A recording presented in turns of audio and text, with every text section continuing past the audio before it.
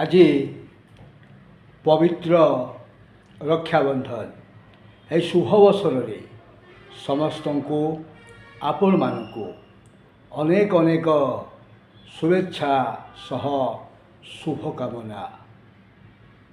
ରକ୍ଷାବନ୍ଧନ କେବଳ ଏକ ପର୍ବ ନୁହେଁ, ଏହା ହେଉଛି ଭାଇ ଭଉଣୀଙ୍କ ପ୍ରେମ, ଆସ୍ଥା ଓ ସୁରକ୍ଷାରେ ଜୀବନ ଭରି ଜଡ଼ିତ ରହେ। ଆଉ ଆଜି ହେଉଛି ପବିତ୍ର ରାକ୍ଷୀ ପୂର୍ଣ୍ଣମୀ।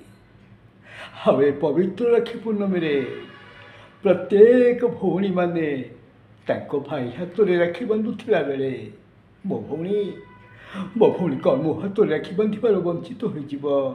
ନା ନା, ମୋ ଭଉଣୀ ନିଶ୍ଚୟ ମୋ ହାତରେ ରାକ୍ଷୀ ବାନ୍ଧିବ। ଆଉ ରାକ୍ଷୀ ବାନ୍ଧି କହିବ, ଏ ଜଗା ତୁ ମନ ଦେଇ ପାଠ ପଢ଼ିବୁ, ବଡ଼ ମଣିଷ ହବୁ। କିନ୍ତୁ ଏ ସମାଜ ମୋ ହାତ ରାକ୍ଷୀ ବାନ୍ଧି କହୁଛି, ହେ ଜଗା ତୋ ଅଞ୍ଜିବା ପାଇଁ ଚୋରି କରିବୁ, ନହେଲେ ମର୍ଡର କରିବ, ମର୍ଡର। ମୁଁ ପାରିବିନି ଭଉଣୀ, ମୁଁ ପାରିବିନି।